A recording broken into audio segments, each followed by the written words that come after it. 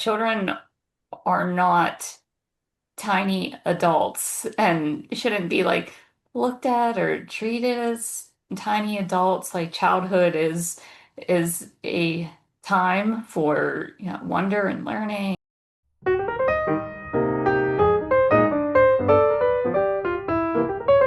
Welcome back to Listen to the Helpers, a podcast created by the Fred Rogers Institute to elevate the voices of helpers everywhere. Fred Rogers once said, "When I was a boy and would see scary things in the news, my mother would say to me, 'Look for the helpers. You will always find people who are helping.'" Today, we're joined by Emily Uhrin, archivist at the Fred Rogers Institute, for another episode. At the end of this episode, stay tuned as Kenzie and I reflect on our discussion with Emily in the context of Fred Rogers' legacy and our own work at the Fred Rogers Institute.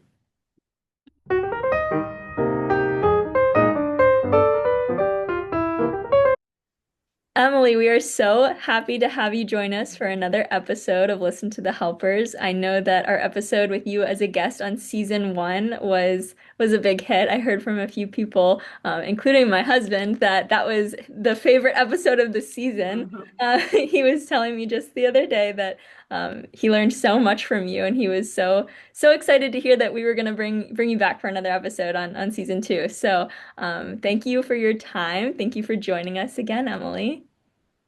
You're welcome. Yeah, it's fun to sit down with the two of you and chat. Mhm.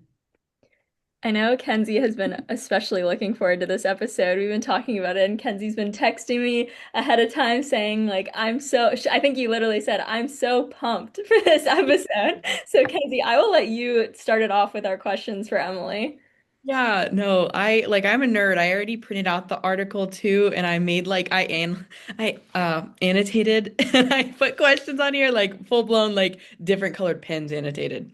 But before we even get into the article, I kind of have a related question for you.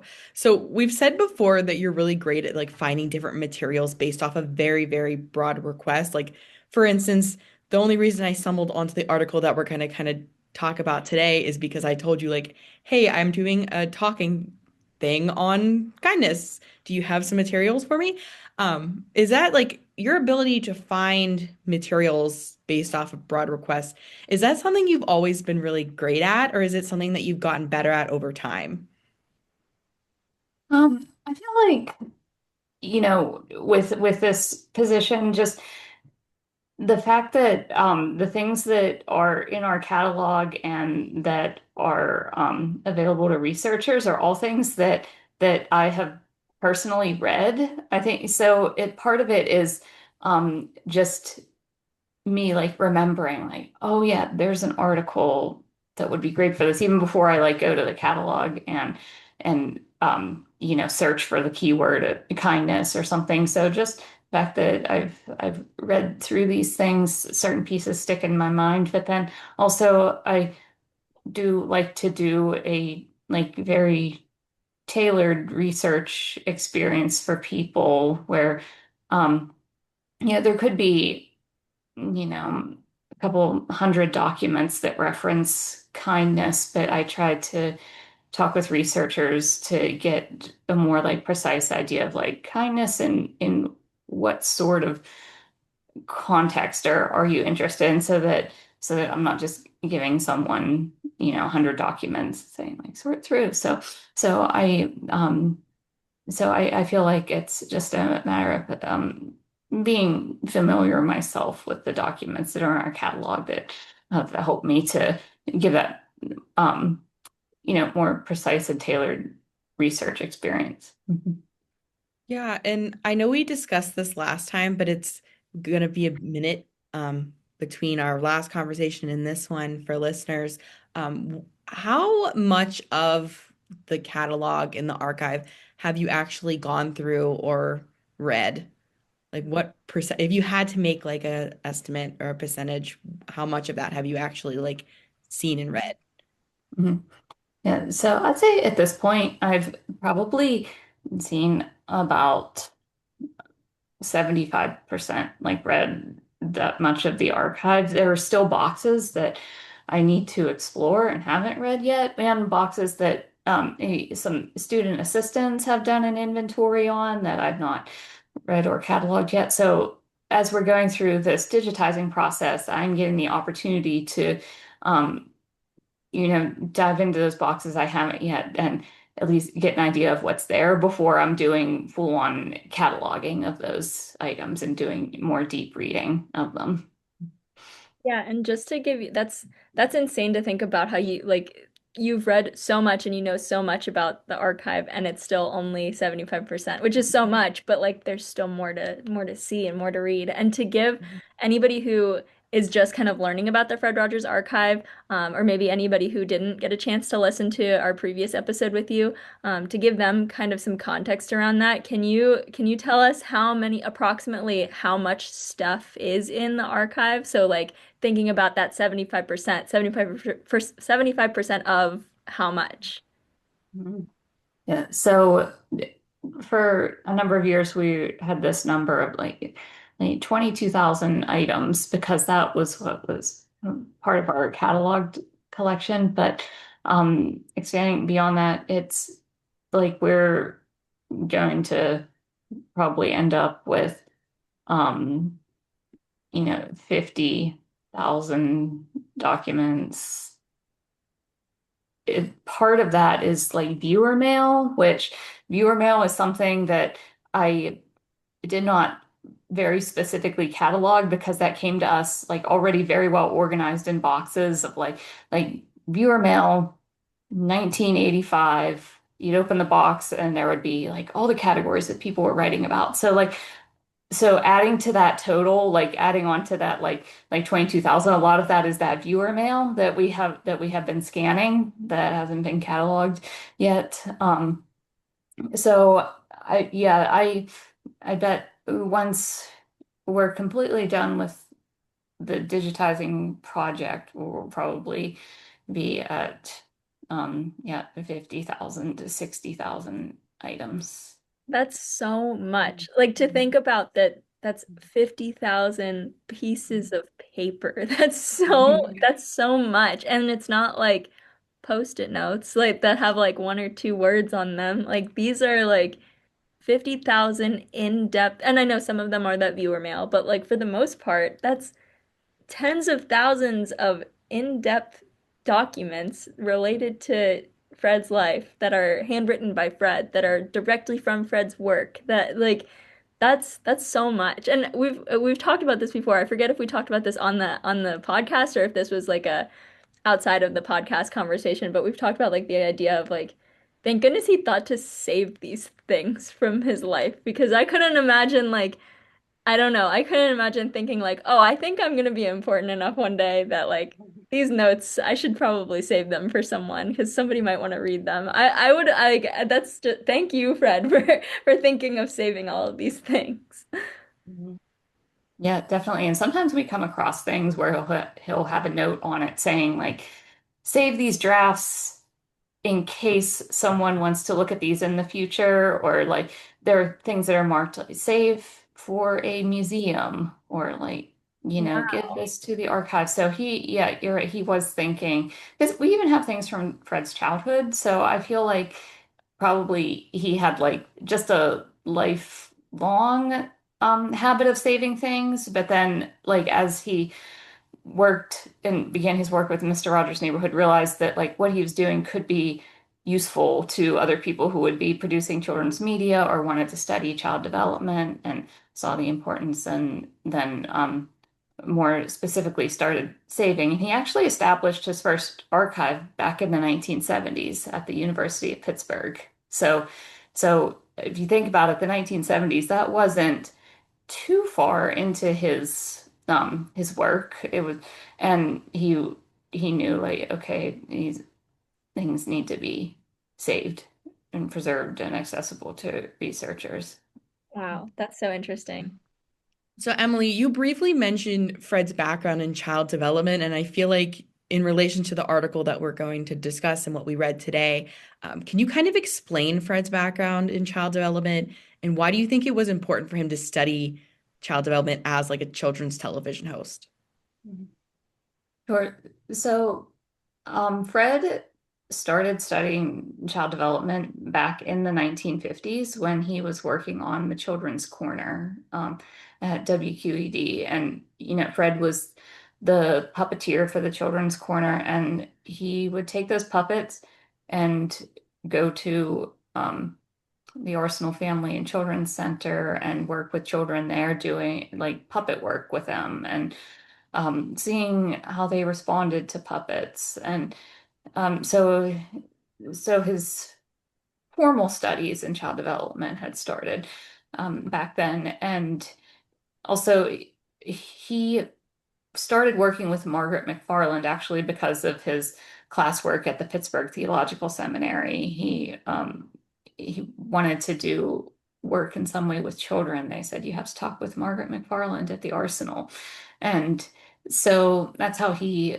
got started in that field. And he was in the graduate program at the University of Pittsburgh, and he saw the importance of having that background in child development so that he could present Mr. Rogers' Neighborhood in the best way that he could and not do anything that could potentially like frighten a child or be inappropriate for children to see or hear. And that's why he was so careful about the way he spoke and like the words that he would use to describe things, the way he described things, because with his experience working like with children, observing them, and then having his consultations with Margaret McFarland, where he would come with ideas for the script, and Margaret would say, well, maybe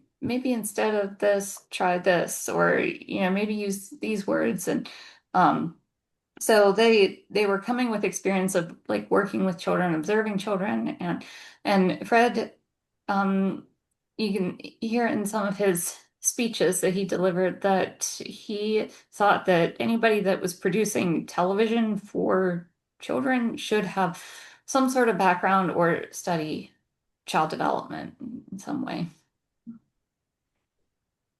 Nice. Thank you for sharing that. And I think, Kenzie and I already knew a little bit about that like child development background of Fred, but I think that's helpful. That's really helpful to provide some context for anybody listening who either is like learning about Fred for the first time or maybe knows about Fred as like the character on Mr. Rogers' Neighborhood, but not really sure about like you said, the intentionality that went into to his work on Mr. Rogers' Neighborhood. So I think that's really helpful to provide that context for anybody. Kenzie has mentioned a few times that we're going to be talking about an article that you pulled for us. So, to give those listening and anybody, watching us a little bit of context around that, we asked Emily to pull something to talk about for this episode because our previous episode with her in season one, we talked more about kind of the general, what is an archive? What is the Fred Rogers Archive? What kind of stuff does it have? What does Emily do as her role as the archivist?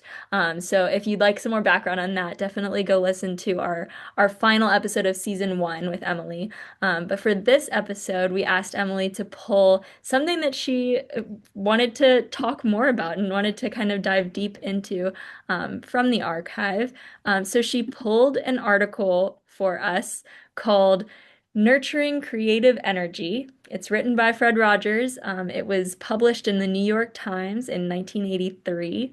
Um, it's about a page and a half long, so we're not going to sit here and read the whole article to you, but we'll have Emily give us a little bit of context, kind of an overview of this article, and then Kenzie and I have some questions and things that we want to bring up that really stood out to us in this article. But I guess to start us off on this particular conversation, Emily, could you provide some more context for those who are listening and watching who can't see the article right in front of them, haven't read the full thing?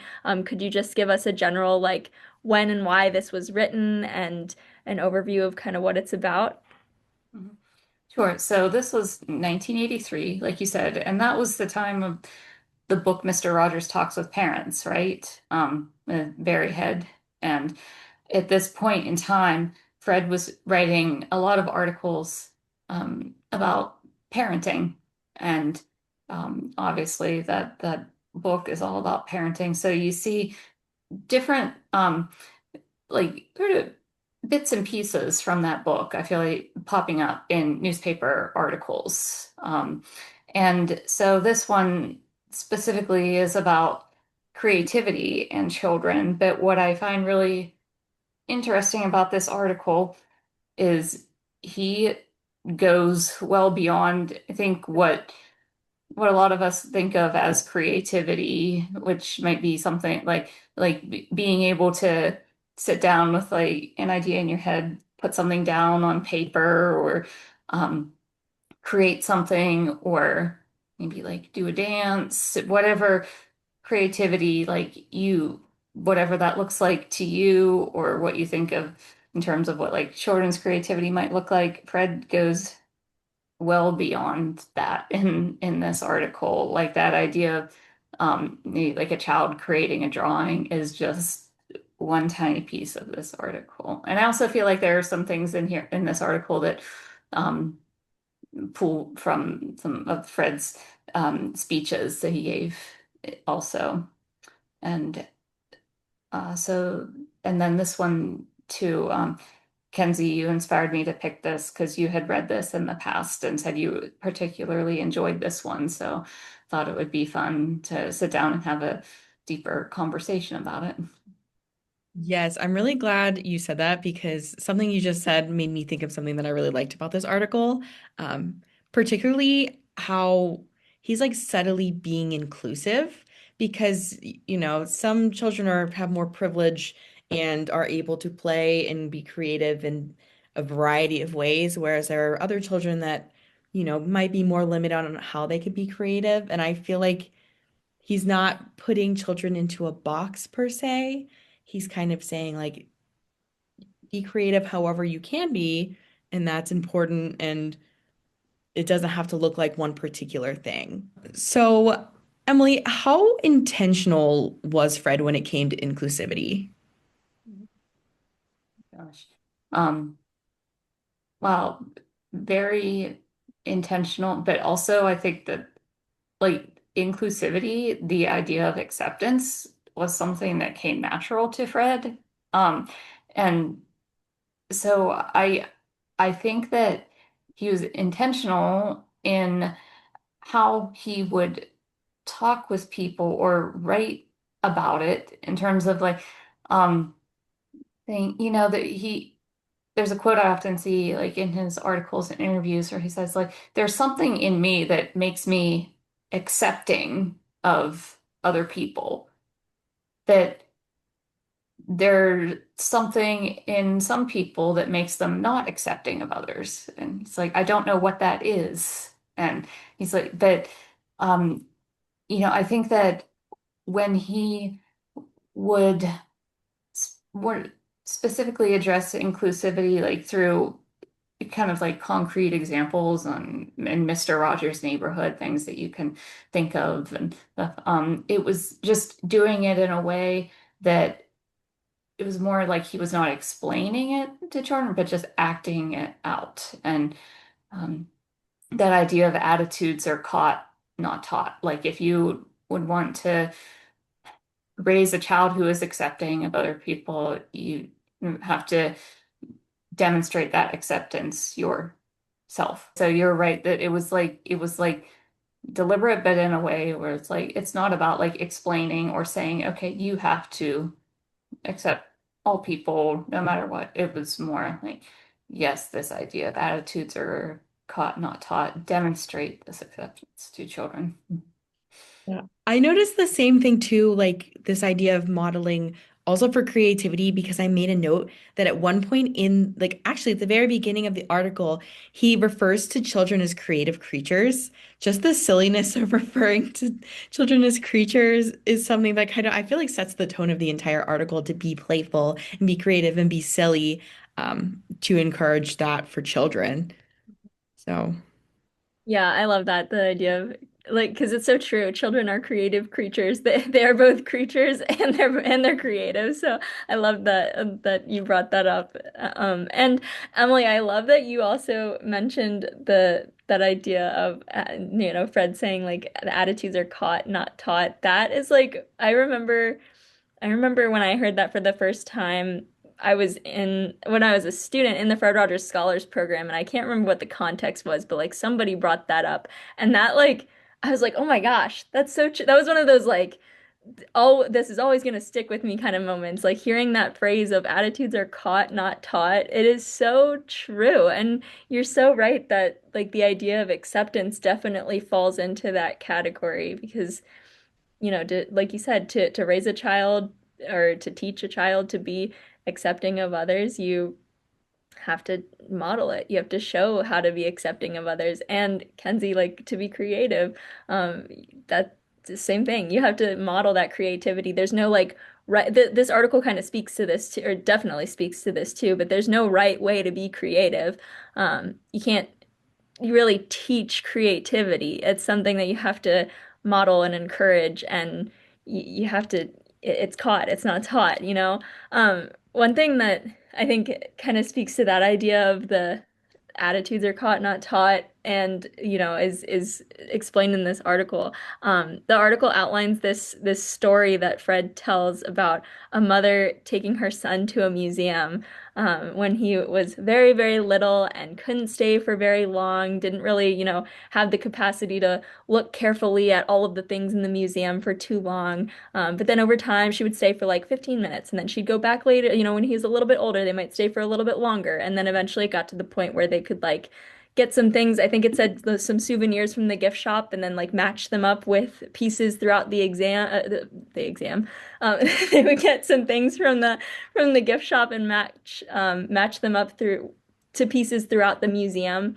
And this like appreciation for the things for the museum and the things in it grew as her son grew. And I thought that was a really beautiful story. And I loved in particular that, Fred says that the mother, referring to her son at a very young age, says, I learned not to stay too long and not to be disappointed when he didn't act like a grown up.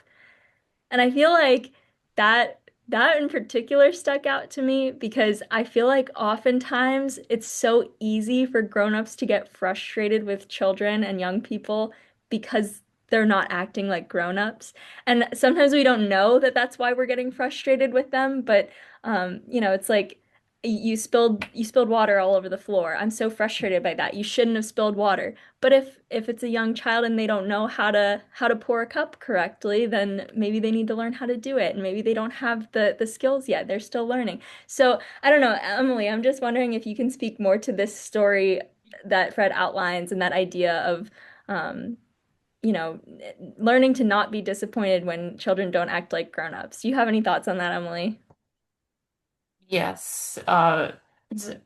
Yeah, children are not tiny adults and shouldn't be like looked at or treated as tiny adults. Like childhood is a time for, wonder and learning and all of that.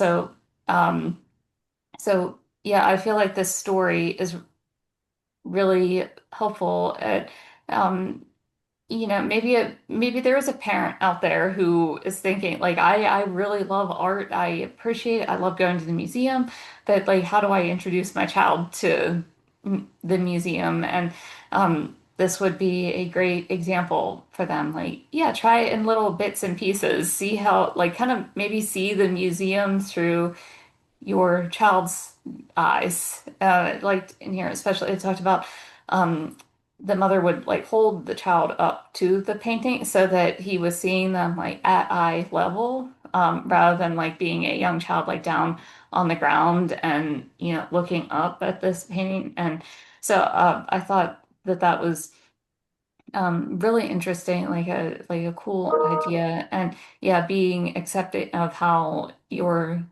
child responds to the museum and like going at their pace. And this this idea of Sarah that you mentioned of using like the postcards and then going and finding the pieces in the museum.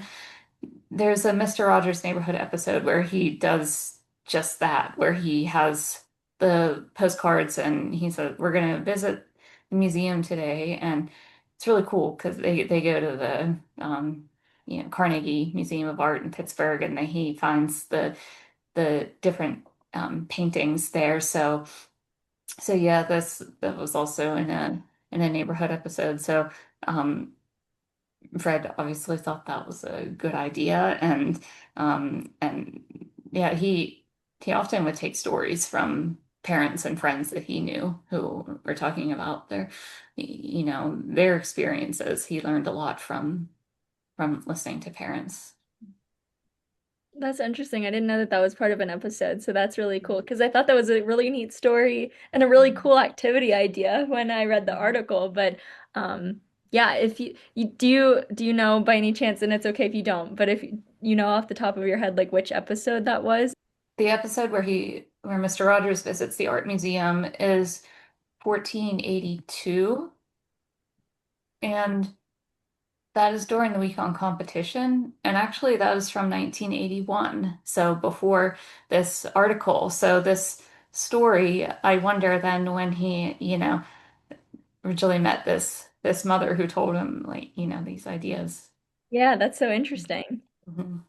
If anybody is interested in searching for episodes of Mr. Rogers' Neighborhood based on certain content in the episode, or if you're looking for a character that was in a particular episode or a song that was in a particular episode, the website neighborhoodarchive.com is really, really helpful, really useful. There's a search bar at the top of that website that you can type in anything. So if you're wondering when he rode a bus. You can type in bus in the search bar and you can find all the episodes where Mr. Rogers talked about a bus. Definitely check out that website if you are curious to explore the episodes in that way.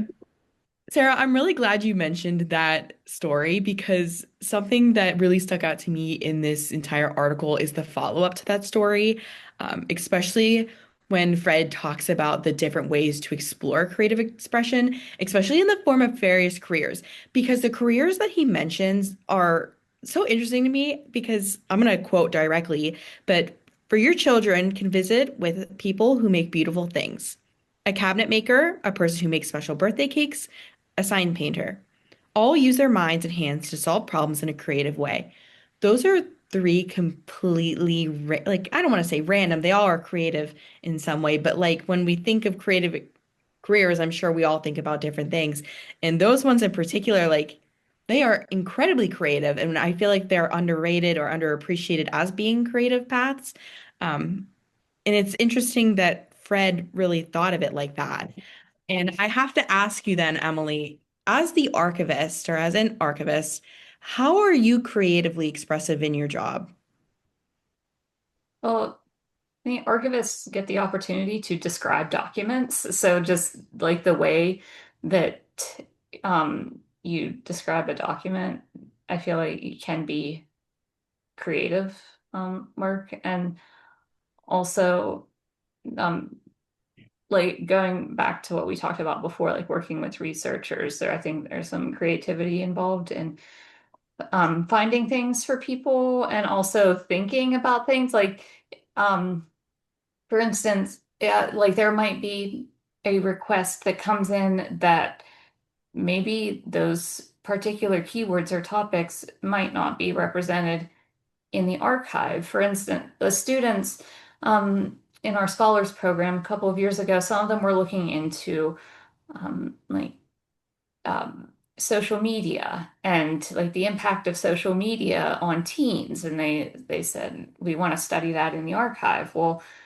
social media is not really in the archive, but you think like, okay, what in the archive could be related to that idea of social media? And so you get to be like creative in how you think about people's questions, how you respond to people's questions in that way. So those are and also to something fun is like exhibit planning or designing, and the archivists get the opportunity to be creative in that way too, picking.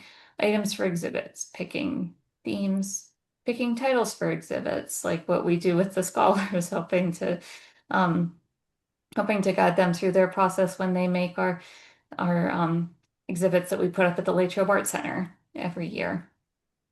Yeah, Um, it sounds like you get to do a lot of creative thinking in your job, and thank mhm. goodness you do. I feel like that keeps it exciting and playful and interesting. And one of the things from this article that I pulled out as a quote that I really liked, Fred said, "Some of the creative genius we all admire could be also termed the lifetime ability to play or to be playful with tools, thoughts, and movements." So I feel like that really describes you outlined your creative genius in being an archivist. And I like that he used that term creative genius, and making it like approachable that we all can have that creative genius in different ways. Hmm. Yeah, and it also again ties into further in the article. He talks about the importance of play in a creative expression, especially how play and even I guess he refers to education as a whole can sometimes feel like overprogrammed. That it's important that children really do have unrestricted playtime. So one of the quotes that we highlighted from this kind of thought process is, have you ever heard that a child was suspended from trigonometry class because he or she failed nature study or swimming? And I don't know, I think that's so important and that's something that Fred kind of shows us frequently throughout his life and career and all of the things that he, you know, most valued. But in relation, but not what kind of other ways do you think Fred encouraged like curiosity and creativity through his career? And like, I don't know if I know we have a plethora of different like show weeks and articles or speeches and newsletters, so this is kind of like a broad question to ask you, but like, is there anything that particularly sticks out to you while studying Fred's work about how he encourages curiosity and creativity? I think to me, it really does stand out in Mr. Rogers' Neighborhood, where in I think he demonstrated it in every episode, where, so often he brings in some sort of object and he, might take it into the kitchen or sit down with it in the living room and just learn along with the children what is happening with it, what it is, what it can do.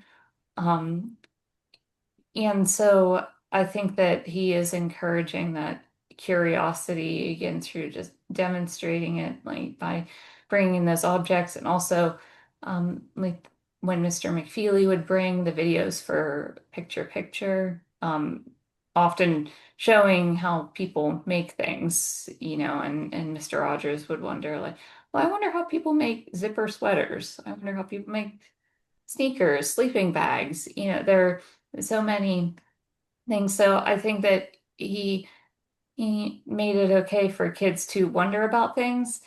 But then he also made it okay for for adults, I think, to get that idea that like you don't have to have the correct answer. If you don't know, it's okay to say I don't know, but maybe that's something we can look into together. Or to say, like, if a child is asking something that a parent or caregiver feels is not appropriate for them to know, to be able to say, like, well, that's something that you'll learn later on. Or if a child is asking about like something private, and say it's okay to say like there are some things that are private and people might not want to share, but it's still okay to wonder about it, because you don't turn that off. But it's still like it was I think he was helpful for children in that respect, helping them realize like it's okay to wonder, it's okay to ask questions, and then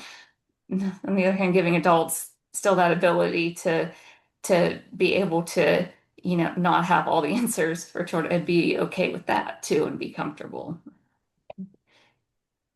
Yeah, I'm so glad that you said that. And I think that's so important to think about that idea of the importance of being able and being like allowed to wonder and kind of feeling like you have permission to ask questions, even if they don't have answers, even if the person you're asking doesn't have the answers, even if they are, like you said, like maybe they're a little bit more private and people don't feel comfortable answering the questions. Um, I like that you phrased it as like you don't turn off the wondering. It's just a way of like how you structure the wondering. Um, and it's definitely important for adults to have that permission to, allow the space for the wondering and to wonder themselves too. So I like that you also mentioned the idea of like it being okay to not have all the answers as an adult. I think that's I think that's important to not have all the answers and to admit that we don't have all the answers as adults because just because we're grown-ups doesn't mean we know everything as much as we wish we did. We just don't know everything, and I don't think that's like a healthy thing to model for young people to make it seem like we have all of the answers because then they'll have that expectation of, oh, if I am a grown up, I will have all of the answers and everything that I think will be right. And that's never the case for any of us. We're all always learning. We're all always, changing perspectives and changing our minds and learning about new things from different angles. So, I think it's important to be okay with not knowing things and to admit that we don't know things, and to be willing to learn new things from different perspectives too. Yeah, I feel like my hot take, and maybe this isn't so much of a hot take, is that as much as Fred advocated for children, I think he also advocated just for humans in general. Because like you said, like he's giving this beautiful message to parents and other adults in children's lives as well. As like it's okay if you also don't have all of the answers. Like I really don't think like his advocacy for children is very explicit, obviously, but I feel like implicitly, or even maybe not so, he does advocate and model for adults as well, which I think is really awesome. One other thing that I really liked in this article in particular, Fred, and we're obviously talking a lot about creativity here, but we've been talking a little bit about play too. Um, and Fred in this article says, a genuine response to the creative work of the children you care about is very helpful. Tell me about it is a response that allows a child to interpret work to you without worrying about judgment. Another non-judgmental response, you worked hard on that, how do you feel about it? Lets a child know you appreciate the effort and that one can have many feelings about the things accomplished. I feel like, as a person who majored in early childhood education, this idea is not foreign to me. This idea of like a child comes to you with something that they did or completed or worked on, and you say, "Oh, tell me about it," or "Wow, it seems like you worked really hard on that."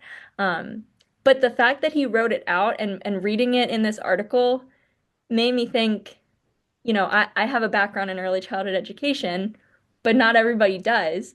So some people are actually learning that for the first time. And I thought that was really important and interesting that he highlighted that. I don't know, Emily, do you have thoughts on where he said that in the article or that idea in general? You're actually making me think of just my own experience in reading things from the archive because I have I do not have a background in child development or education or psychology or really a lot of these things that Fred was writing about. But like I'm learning these things through Fred. So I am one of these people that when I read Fred's words, like it is like an education to me. Um, so I think Fred realized when children were creating a piece of artwork, um, they they might not have meant for it to be pretty. They might not have meant for it to be um, like a something that they would consider like, oh, this is good, like good work that I did. And because children might be sitting down with that piece of paper and be in a really bad mood or be, um, you know, mad about something or sad or disappointed. And so if they were coming down to that drawing with, you know, kind of like negative feelings like that, and then the teacher or parent says, like, oh, that's really pretty. And I think I didn't mean for it to be pretty. And you know what I mean? Um, so like not judging a child's artwork like that, or just like saying about every piece, oh, this is lovely, or this is nice, or you did a great job, but just um, more looking at the piece and being like maybe asking, yeah, what were you feeling when you did this?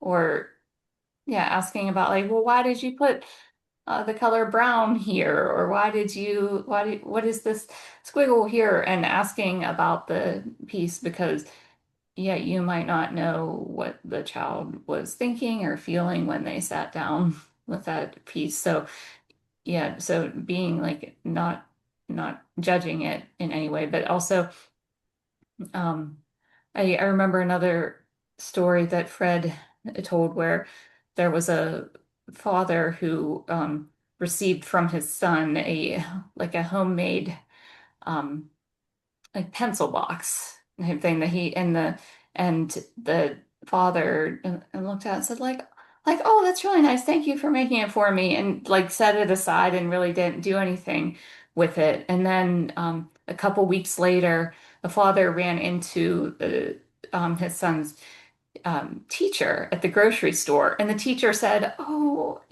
how did you feel about that pencil box? Because, your son worked so hard on it. And he was excited because he said that he wanted you to take it to your office and have it on your desk. And then the father was like, oh my gosh, like he looked at that pencil box in a completely different way. Like originally he had thought of it as oh, here's like a homemade thing from my son that like yes I said thank you for, but like I'm not really going to use it. But then like hearing that his son intended for him to take it to the office, use it on his desk, like be proud of it, then it gave the father a different perspective and like how to receive that gift.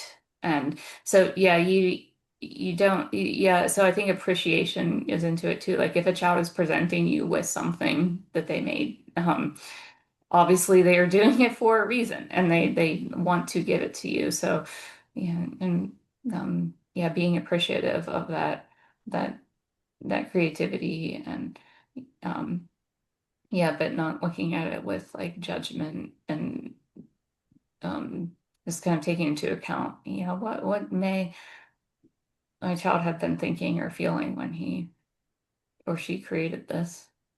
Yeah, I love that you talked about the appreciation aspect of it because I feel like it is such an honor for a child to present you with something that they created, and for a young child to give you something that they drew or made or built. It might be easy to kind of brush it off as like oh, you're just a little kid making something just for fun. But we say this, I feel like we say this every other episode, but Fred said play is the work of childhood. That child is doing hard work and making, like you said, Emily, making you something for a reason, whether it's to express a certain feeling or to send a certain message or because they're thinking of you. Like that story that you shared, the son is thinking of his dad, making this thing for his dad because he's really like, it's an intentional, this is for you. So yeah, I love that you talked about the appreciation aspect of it and really appreciating children's creative energies. One final quote that I want to bring up before we get into our like final question for you. Um, in this article, Fred said, referring to children, they are looking for the ultimate answer to what and where am I? Finding an answer to that question takes most of us a lifetime. And I feel like that really like encapsulates the idea of like being creative, asking questions, being playful. Like we're all, not just children, but we're all just trying to figure out our place in the world. We're trying to figure out what and where am I, as Fred said.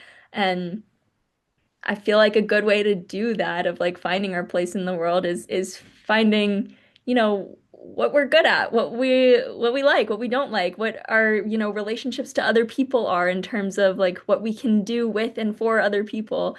Um, and that idea of the nurturing creative energy, I think that's a really beautiful quote in terms of that kind of that context, I guess. But um, yeah, Kenzie, I know you had another question for Emily. Yeah, before that, I'm kind of backtracking one quote, but the idea of tell me about it for a child's art, this is silly, but I'm currently slowly working through the Babysitters Club books for fun because I know this because I'm talking about it with Emily. Um, one of the babysitters, Mary Ann to be in particular, used this exact method with a child. So that's why I remember it. So it's really funny to read this from Fred. It's not that funny though, because in there, like in the book, when they watch a TV with a child, they'll say like, "Oh, do you want to watch Mr. Rogers' Neighborhood?" So even the babysitters are watching My Mr. Rogers. gosh, that's so funny. So, I don't know. I thought it was really funny, and my brain, when you spoke about that quote, immediately connected it to Babysitter's Club because they're the best books ever, basically. Anyway, thank you so much today for talking to us, Emily. We have one more question. How can listeners encourage children in their lives to play? Or how can they encourage themselves to play as well? Mhm. Gosh. I think, yeah, think about what you like doing the best, like Sarah, like you said. Um, something that maybe you, as an adult, maybe you don't think of it as play, but just think of those things that you enjoy. I know, like I like doing word searches or crossword puzzles in the evening while I have the TV on, and um, that's something that, yeah, like I don't like use the word play to describe it, but I mean that's what it is. And so I think, yeah, think of those things that you really enjoy doing. And yeah, maybe you could put a twist on it. Like, think of it as play. Think of it as, like, how is this benefiting me? Do I need more of this in my life? What other interests could I find? And yeah, maybe making play part of your schedule.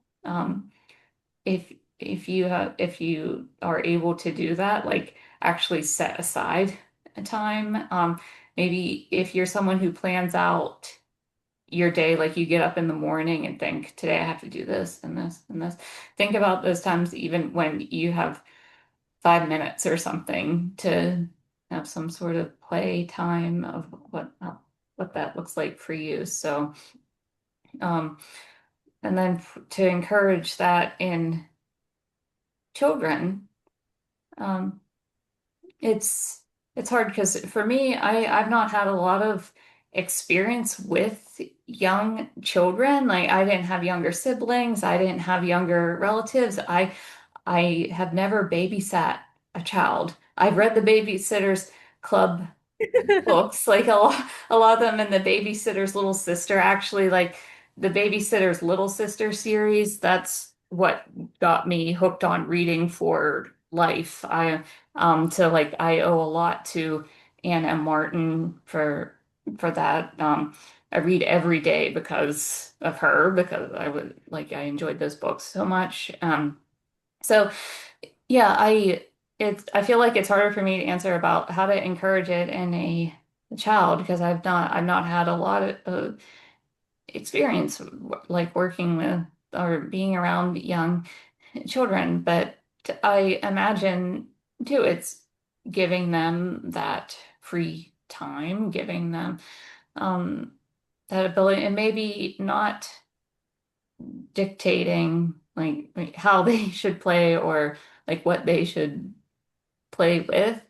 Um, or I know um, that there's the examples of children who are more interested in the box that something came in rather than the toy itself. So yeah, being okay with um, yeah, what your child finds interesting and what your child finds fun, and um, not trying to be like, oh, don't play with that, play with this, or don't, or like not dictating how they should play with a toy. I know Fred um seemed to like toys and games and things that were more open-ended and left more up to the imagination of a child rather than like a toy where it's like you have to play with this toy in a very specific way or else it won't operate or won't work. Um, so I guess those would be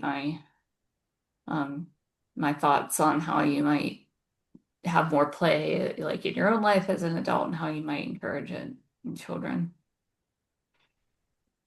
Thank you, Emily. I feel like I always learn so much from you every time we talk, whether it's, I mean, not even just specific to the podcast, but I feel like every time I hear you talk about anything, I learn so much from you.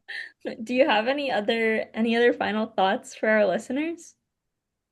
So yeah, I know personally it's very hard to think of myself as a creative person because it's not a trait that I identify with, and because I don't sit down and physically create things. And there might be a lot of you listening who feel that same way. I feel like the only time I see it in myself is if I go to a place like a paint your own pottery studio or something where I get to like pick the piece, I get to pick the colors, I get to put them on the way I want to. Then it's like, okay, this is creativity, but I have a hard time seeing it in my everyday life. But I think that Fred does encourage us to to believe that we all are creative in different ways, and you use creativity every day because it is part of problem solving and um, just getting through your day. You have to be creative a lot of the time, even if it's not like yeah, creating an art piece or something like that. So it's something that I'm still working to learn, but I think reading articles like this helps me expand my idea of what creativity is. It's going well beyond creating artwork or um, things like that. It's yeah, it is something that we all have within us. I think that's so important, and that's such a great way to end this conversation together. Definitely an important reminder that creativity is going to look different for every single one of us. And even if we don't think of ourselves as creative, we are using our creative energies in some way. I love that you said, just sometimes to get through the day, it takes creativity. Definitely important to think of creativity as problem solving, as you said. I love that framing of it. Um, and yeah, and the fact that you said you're still learning how to be creative and how to view yourself as creative. Creativity is not something that is mastered. If somebody says I am creative, that doesn't mean I can never be more creative or less creative. Like I am the creative person. Like it's an ongoing thing that is we're all learning how to do it forever. So I think that was a really great way to wrap things up together today. Yeah, thank you so much, Emily, for joining us on today's episode, and we look forward to having you back again on a future episode to talk about more things. Thank you so much, Emily. You're welcome, and thanks for having me. And yeah, it's always just nice to sit down and talk with the two of you. So thank you very much.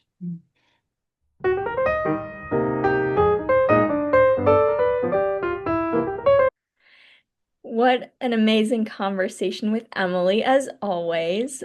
This was so fun to have another episode with Emily as our guest.